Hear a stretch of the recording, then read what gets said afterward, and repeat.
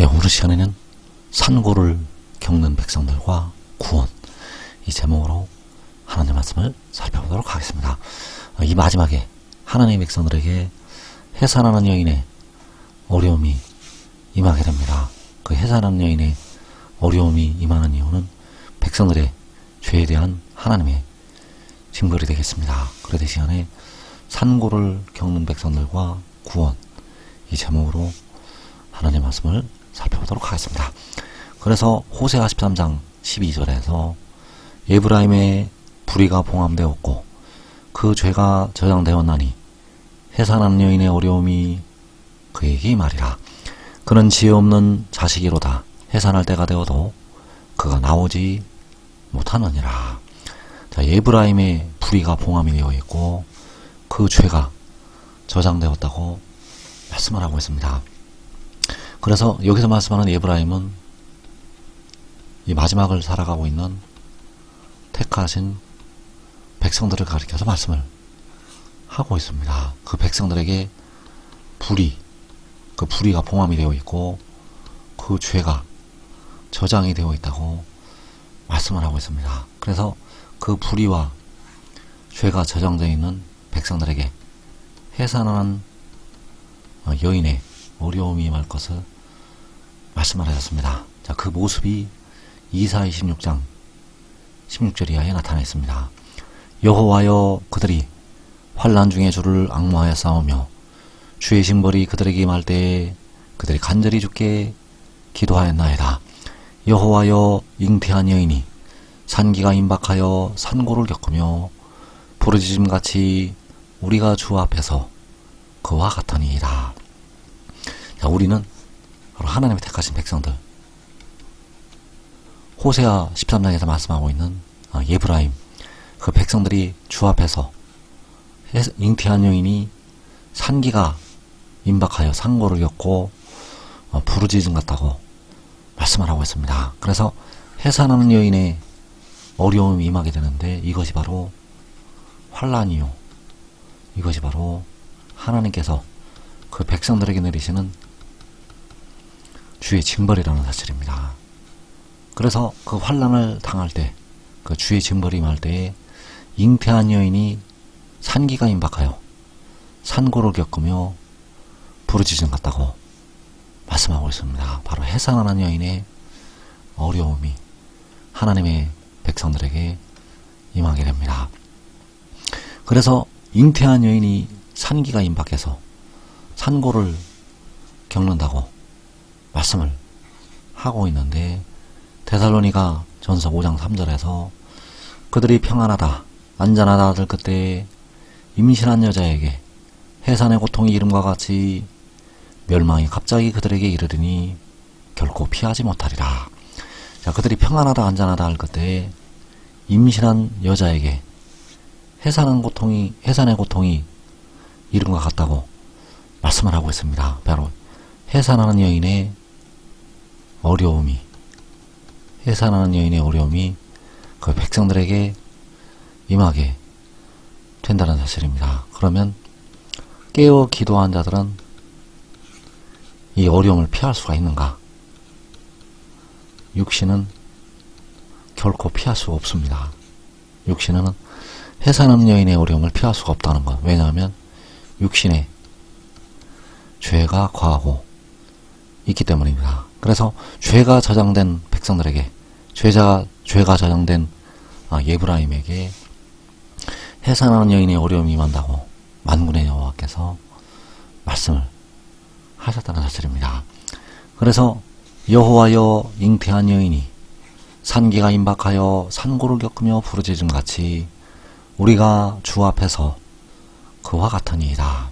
우리는 이 마지막을 살아가고 있는 택하신 백성들, 그 백성들에게 해산하는 여인의 어려움이 임하게 됩니다. 그래서 야고보서 1장 15절에서 욕심이 잉태한 즉 죄를 낳고 죄가 장성한 즉 사망을 낳느니라.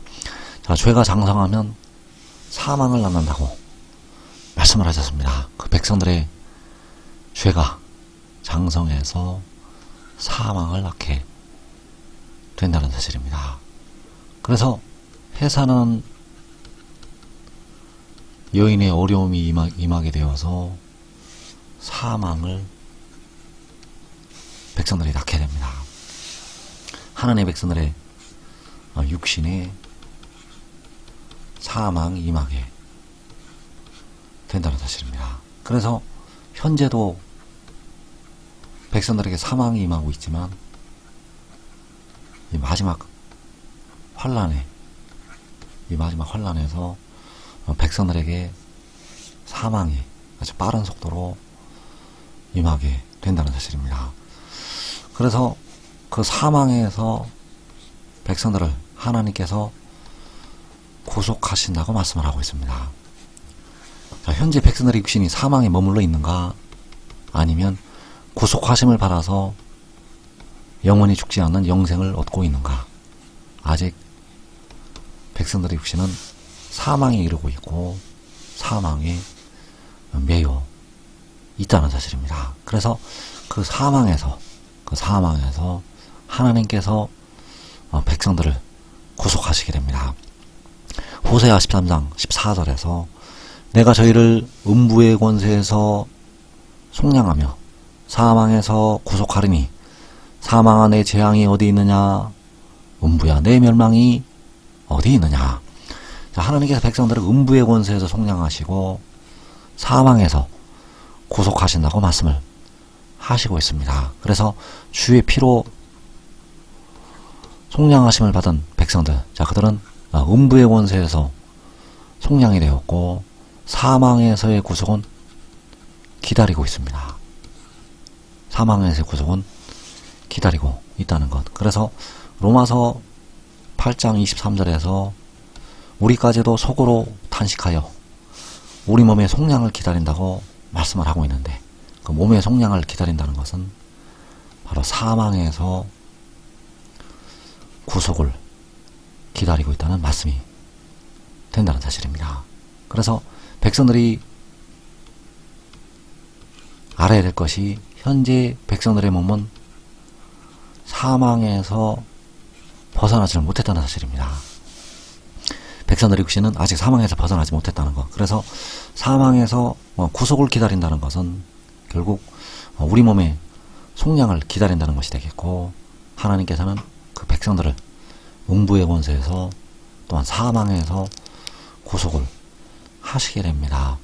그래서 깨어 기도하는 백성들은 음부의 권세에서는 벗어나게 되지만은 사망에 이르게 됩니다. 이 마지막 환란에서 그 백성들은 사망에 이른다는 것. 왜냐하면 그 육신에 거하는 죄로 말미암아 주의 징벌이 그들에게 임하기 때문입니다. 깨어 기도하지 못했던 백성들은 그 영혼까지도 환란 중에 돌아가서 큰 고난을 겪게 됩니다. 그래서 하나님께서 그 백성들을 음부의 권세에서 사망에서 구속하신다고 말씀을 하고 있는데, 그 백성들을 마지막에 독생자를 통해서 구원하시게 됩니다. 그래서 만군의 여호와께서는 백성들을 음부의 권세에서 속량하는 대가를 지불하셨고, 독생자는 백성들의 몸을 속량하는, 백성들의 육신을 사망에서 구속하는 대가를 지불하게 됩니다. 그래서 그 독생자를 하나님께서 백성들의 구원으로 세우시게 되고 이제 백성들을 건지시게 됩니다. 그래서 이사야 26장 1절에서 그날의 유다 땅에서 이 노래를 부르리라. 우리에게 견고한 성읍이 있으며 여호와께서 구원을 성벽과 외벽으로 삼으시리로다. 여호와께서 구원을 성벽과 외벽으로 삼으시게 됩니다. 그 구원이 바로 백성들의 연약한 육신을 속량하는 독생자, 그 독생자를 성벽과 외벽으로 삼으시게 되고 백성들을 그 모든 적으로부터 지켜주시게 됩니다. 그 모든 원수들로부터 하나님의 백성들을 지켜주시게 하신다는 사실입니다. 그래서 여호와께서는 그 독생자를, 그 구원을 성벽과 외벽으로 삼으시게 되고 하나님의 백성들을, 하나님의 자녀들을 건지시게 됩니다. 그래서 여호와께서는 구원을 성벽과 외벽으로 삼으신다고 말씀을 하고 있고, 그 구원을 열방의 목전에서 보이시게 됩니다. 이사야 52장 10절에서 여호와께서 열방의 목전에서 그의 거룩한 팔을 나타내셨으므로 땅끝까지도 모두 우리 하나님의 구원을 보았도다. 자, 땅끝까지도 모두 우리 하나님의 구원을 보았다고 말씀을 하셨습니다. 우리 하나님의 구원은 바로 독생자, 땅끝까지도 모두 독생자를 보게 됩니다. 그래서 만군의 여호와께서는 독생자로 말미암아 그의 거룩한 팔을 나타내시게 됩니다.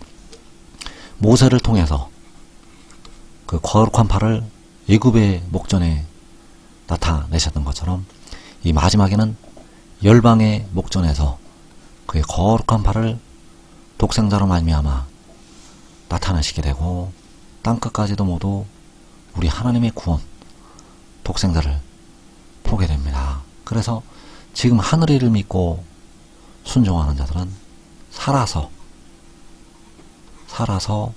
자기와 자기의 가족이 그 영광을 보게 되고 영생을 먼저 취하게 됩니다. 이 복된 자리에 꼭 들어가기를 축원합니다.